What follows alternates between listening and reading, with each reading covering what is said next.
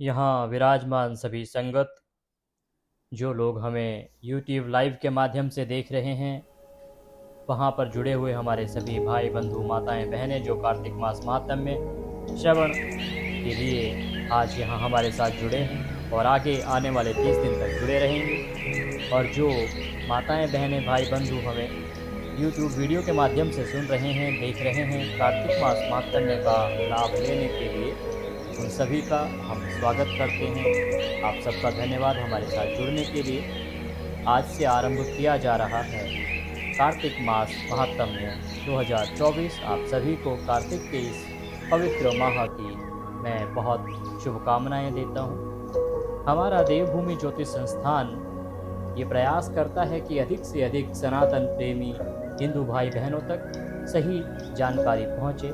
इसीलिए हमारे यहाँ जो सुनने आने वाली संगत है, उसके अलावा जितने भी लोग YouTube के माध्यम से हमसे जुड़े हैं, हमारे चैनल से जुड़े हैं, उनको भी हमने इस लाइव के माध्यम से प्रतिदिन कार्तिक मास महात्म्य जो हमारे यहाँ रोज़ किया जाता है, उसके लाइव के लिए कनेक्ट किया है। तो अब आप जो भी लोग अपने घर में बैठ के हमें सुन रहे हैं, वो पूरे 1 महीने कार्तिक के इस पवित्र महात्म्य को सुने। इस महात्म्य में हम आपको प्रतिदिन अध्याय सुनाएंगे। देखिए, कार्तिक के जो महात्म्य में 35 अध्याय हैं और हमारे पास दिन होंगे 31, क्योंकि पूर्णिमा से आरंभ हो जाता है और पूर्णिमा तक ही ये चलता है। 31 दिन में 35 अध्याय हैं। बीच में एक दिन ऐसा आएगा जब हम 2 कर लेंगे, किसी दिन हो सकता है कि एक दिन और 2 कर लेंगे। इस प्रकार से 35 दिन 35 अध्याय हमें पूर्ण करने होते हैं। इसके साथ जो कुछ अन्य कथाएँ हैं वो भी साथ में हम सुनाएंगे। 5 कथाएं जो प्रतिदिन आपको सुननी चाहिए, उसके वीडियो भी हमने आपको उपलब्ध कराए हैं। जो YouTube पर हमें सुन रहे हैं वो उन वीडियोस को अवश्य देखें और उससे लाभ लें। इसके अलावा हमारी संगत बीच बीच में यहाँ पे भजन गाएगी, तो उसके लिए हम बीच में हो सकता है कि आपका वीडियो रोक दें, अन्यथा आपका जो कंटिन्यू रहेगा और बाकी जो लोग हैं वो अपना यहाँ पे भजन कीर्तन कर लेंगे। आप बीच बीच में भजन कीर्तन अवश्य करें। कथा सुनने के बाद आपको भजन कीर्तन करना चाहिए। आइए फिलहाल हम आरंभ करेंगे, क्योंकि संगत काफ़ी देर से बैठी है, तो आरंभ करेंगे आज का महात्म्य। सर्वप्रथम जब भी हम कोई पूजा, कोई भी शुभ कार्य आरंभ करते हैं तो भगवान गणेश को याद किया जाता है। तो भगवान गणेश की वंदना करेंगे, उसके बाद माँ सरस्वती की वंदना करेंगे, फिर हमारे गुरुदेव की वंदना करेंगे और उसके बाद हम प्रथम अध्याय आरंभ करेंगे। ओम वक्रतुंड महाकाय सूर्यकोटि समप्रभ निर्विघ्नं कुरु मे देव सर्वकार्येषु सर्वदा। बोलिए गणेश जी महाराज की जय। या देवी सर्वभूतेषु माँ सरस्वती रूपेण संस्थिता, नमस्तस्यै नमस्तस्यै नमस्तस्यै नमो नमः। बोलिए सरस्वती महारानी की जय। ओम गुरुर्ब्रह्मा गुरुर्विष्णु गुरुर्देवो महेश्वरः, गुरु साक्षात् परब्रह्म तस्मै श्री गुरुवे नमः। बोलिए गुरुदेव महाराज की जय। कार्तिक मास महात्म्य का प्रथम अध्याय हम आरंभ करेंगे। आप सभी से निवेदन है, भगवान के चरणों में मन को लगाते हुए महात्म्य को सुने और इसमें जो भी नियम बताए जा रहे हैं उनमें जितना भी हो सके उनका पालन करें। अगर सबका पालन कर सकते हैं तो सर्वोत्तम होता है। ये जो महात्म्य है ये श्री सूत जी द्वारा 88,000 जो ऋषि हैं उनको सुनाया जा रहा है, जिसमें वो बताते हैं कि भगवान श्री कृष्ण सत्यभामा जी को किस प्रकार से सारा वृतांत बता रहे हैं। बहुत ही पवित्र यह ग्रंथ है जिससे कि कार्तिक मास महात्म्य लिया गया है। हम जिस महात्म्य को पढ़ते हैं वो ग्रंथों से संलिप्त है, जो ग्रंथों में लिखा हुआ है, जो स्वयं भगवान श्री कृष्ण के द्वारा कहा गया है। तो इसीलिए हम किसी अन्य स्थान से कोई कथा नहीं पढ़ते हैं, जो ग्रंथ में लिखा है हम उसी को पढ़ते हैं। आइए प्रथम अध्याय आरंभ करते हैं। नैमिषारण्य तीर्थ में श्री सूत जी महाराज 88,000 सौनकादि ऋषियों से बोले। अब मैं आपको कार्तिक महात्म्य की कथा विस्तार से सुनाता हूँ, जिसे सुनकर मनुष्य सब प्रकार के पापों से छूटकर अंत समय में वैकुंठ को प्राप्त करता है। श्री सूत जी कहने लगे, श्री कृष्ण जी से आज्ञा लेकर देवऋषि नारद चले गए। तब सत्यभामा प्रसन्न होकर लक्ष्मीपति भगवान से कहने लगी, हे नाथ, धन्य हुई, मेरा जीवन सफल हुआ। मेरे जन्मदाता भी धन्य हैं, जिन्होंने मुझे जैसी त्रैलोक्य सुंदरी को जन्म दिया, जो आपकी 16 सहस्त्र स्त्रियों के मध्य में आपकी परम प्यारी हुई। मैंने वह कल्प वृक्ष आदि पुरुष आपके साथ नारद जी को विधि पूर्वक दान में दे दिया, परंतु वही कल्प वृक्ष मेरे घर लहराया करता है, जिस बात को मृत्यु लोक में कोई भी स्त्री नहीं जानती। हे त्रिलोकी के नाथ, हे मधुसूदन, मैं आपसे कुछ पूछना चाहती हूँ। जो आप मुझे प्रिय कहने की इच्छा रखते हैं, तो आप मुझे विस्तार पूर्वक कार्तिक महात्म्य की कथा सुनाओ, जिसे सुनकर मैं अपना हित कर सकूं, तथा जिसके करने से कल्प पर्यंत भी आप मुझसे विमुख ना हो। सूत जी बोले, सत्यभामा के ऐसे वचनों को सुनकर हंसते हुए श्री कृष्ण सत्यभामा का हाथ पकड़कर तथा अपने सेवकों को वहीं रोककर विलास युक्त अपनी प्यारी को कल्प वृक्ष के नीचे ले गए और हंसकर कहने लगे कि हे प्रिय, 16,000 रानियों में से मुझे तुम प्राणों से अधिक प्यारी हो। तुम्हारे लिए मैंने इंद्र से तथा देवताओं से विरोध किया था। हे कांते, जो बात तुमने पूछी है, उस महाअद्भुत बातों को सुनो, मैं सुनाता हूँ। सूत जी बोले, एक दिन श्री कृष्ण भगवान ने सत्यभामा की प्रिय कामना के लिए गरुड़ पर सवार होकर इंद्रलोक जाकर कल्प वृक्ष मांगा। एक बार क्या हुआ था कि मां सत्यभामा ने भगवान श्री कृष्ण से कहा कि मुझे कल्प वृक्ष चाहिए, मुझे कल्प वृक्ष लाके दो। तब भगवान श्री कृष्ण ने इंद्र से कल्प वृक्ष मांगा। तब इंद्र ने मना कर दिया। तो जब इंद्र ने मना कर दिया कल्प वृक्ष देने से, तो गरुड़ का इंद्र से घोर युद्ध हुआ। भगवान का जो वाहन है गरुड़, उसका और युद्ध हुआ इंद्र के साथ। बहुत गहरा युद्ध हुआ और इसके बाद गौलोक में भी गरुड़ जी से गौओं का युद्ध हुआ। गरुड़ की चोंच की चोट से उनके कान, नाक और पूंछ कट करके गिरने लगी। उनके रुधिर से 3 वस्तुएं उत्पन्न हुई। जब गरुड़ जी और गौओं का युद्ध हुआ ना, तो उनसे जब उनकी पूंछ, नाक, कान कट के गिरने लगे, उनका जो रक्त है वो पृथ्वी पर गिरने लगा, तो उससे 3 वस्तुएं उत्पन्न हुई। क्या बातें हैं, देखिए क्या उत्पन्न हुआ।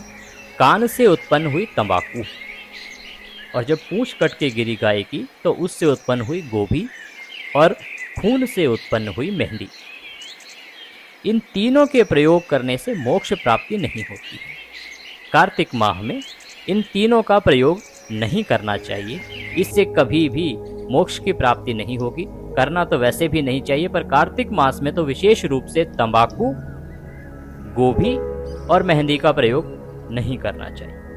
तब गायों ने भी क्रोध में भरकर गरुड़ पर प्रहार किया, और उस प्रहार से उसके 3 पंख टूटकर गिर पड़े। जब गायों ने गरुड़ पर आक्रमण किया, उसे मारने का प्रयास किया, चोट पहुंचाई, तो उससे गरुड़ जी के 3 पंख टूटे और पृथ्वी पर गिरे। इन 3 पंख से क्या बना, देखिए। पहले पंख से नीलकंठ, दूसरे से मोर, और तीसरे से चकवा चकवी उत्पन्न हुए। ये गरुड़ जी के 3 पंख जब टूट के गिरे, उनसे उत्पन्न। तो भगवान कृष्ण कहते हैं कि हे प्रिय, इनके दर्शन मात्र से ही शुभ फल की प्राप्ति होती है। तो ये जो 3 चीजें हैं, जब गरुड़ जी युद्ध कर रहे थे गौलोक में, तो उस समय उनके 3 पंख टूट के गिरे और उनसे ये 3 चीजें उत्पन्न हुई। क्या क्या चीजें, फिर से हम आपको बताते हैं। एक पंख से नीलकंठ, दूसरे से मोर, और तीसरे से चकवा चकवी। इसीलिए कहा जाता है कि इनमें से कोई भी अगर आपको दिख जाए तो आपका दिन सफल हो जाता है। सुबह सुबह अगर इनके दर्शन हो जाएं तो उससे अच्छा कुछ है ही नहीं। इनके दर्शन मात्र से आपको अनेकों अनेक शुभ की फल की प्राप्ति होती है। भगवान कहते हैं, हे प्रिय, जब मैं हर चीज दे सकता हूँ, तुम्हारा हर कार्य पूरा कर सकता हूँ और हर बात तुमसे कह सकता हूं तो क्या तुम्हारे प्रश्न का उत्तर नहीं दूंगा? प्रिय सत्यभामा, जो बात तुम मुझसे पूछ रही हो उसका जवाब मैं अवश्य दूंगा। यह सुनकर सत्यभामा बोली, हे प्रभु, मैंने पिछले जन्म में कौन कौन से दान व व्रत व जप किए हैं, मेरा कैसा स्वभाव था तथा मैं किसकी पुत्री थी और मुझे मृत्यु लोक में जन्म लेना क्यों पड़ा, और ऐसे कौन से मैंने शुभ कर्म किए जिससे आपकी अर्धांगिनी हुई। आप मुझे अपने साथ गरुड़ पर सवार होकर मुझे इंद्र आदि देवताओं के स्थान में फिराते हो। आखिर मैंने ऐसा क्या पुण्य फल पिछले जन्म में किया था, कृपया मुझे बताएं।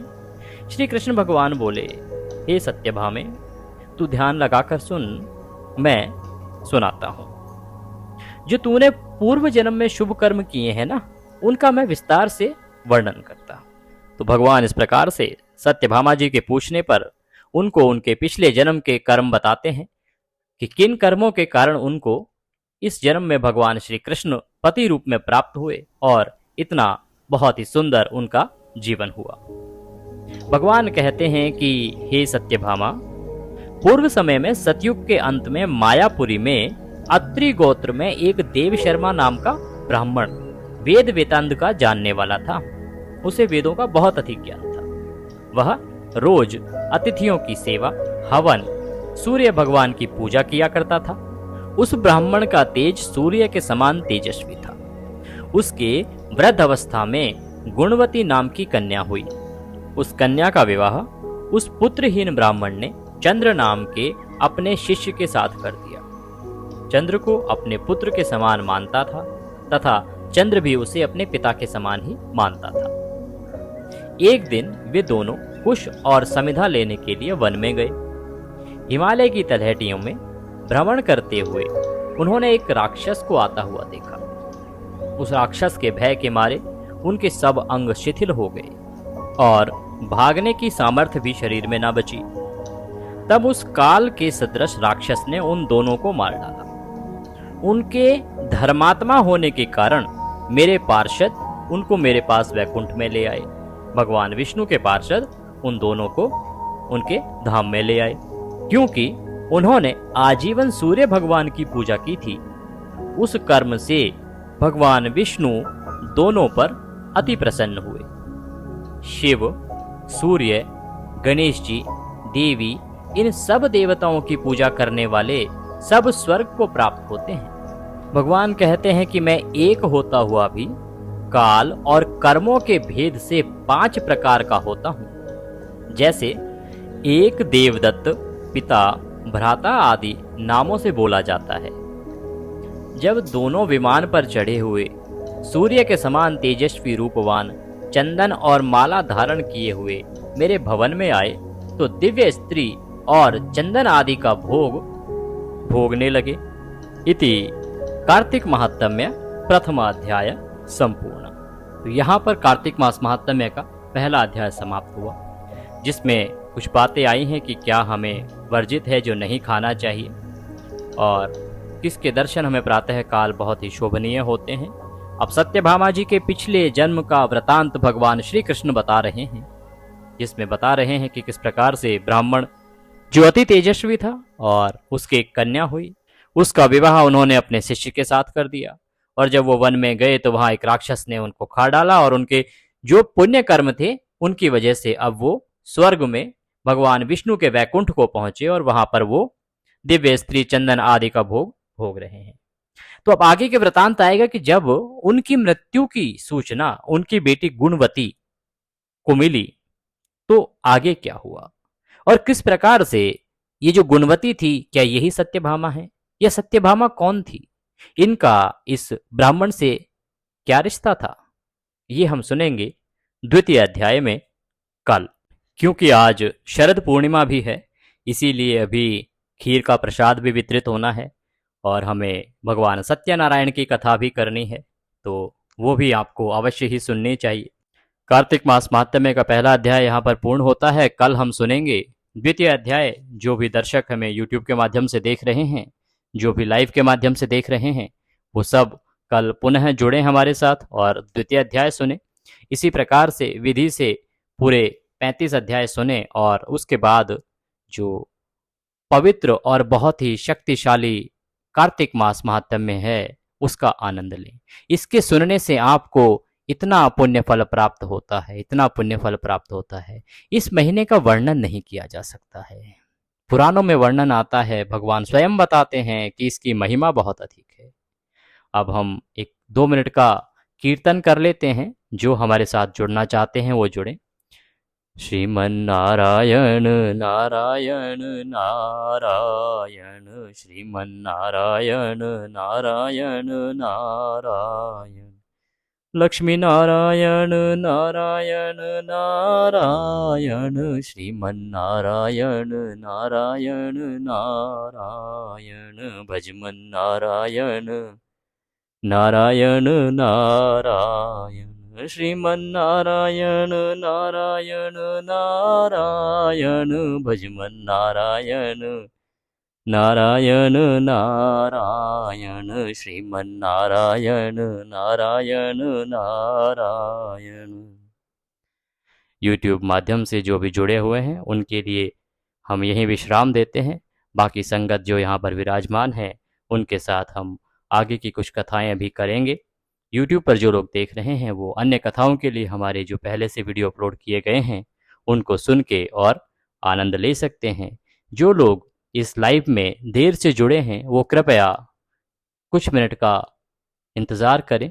कुछ ही मिनट में, 1 से 2 मिनट में कथा पुनः आपके सामने शुरू होगी और आप उसका आनंद लीजिएगा। बहुत ही आनंददायी कार्तिक मास का ये महात्म्य है जिसमें भगवान कृष्ण स्वयं वर्णन कर रहे हैं। पहले दिन का ये जो महात्म्य है इसको सुनिएगा। कल हम पुनः आपके सामने होंगे और फिर सुबह 4:30 से 5 के बीच में ही हम आरंभ कर देते हैं। आज हमने लेट किया है और आप आनंद लीजिएगा कार्तिक मास महात्म्य के 2वें अध्याय का। भगवान सबका कल्याण करें।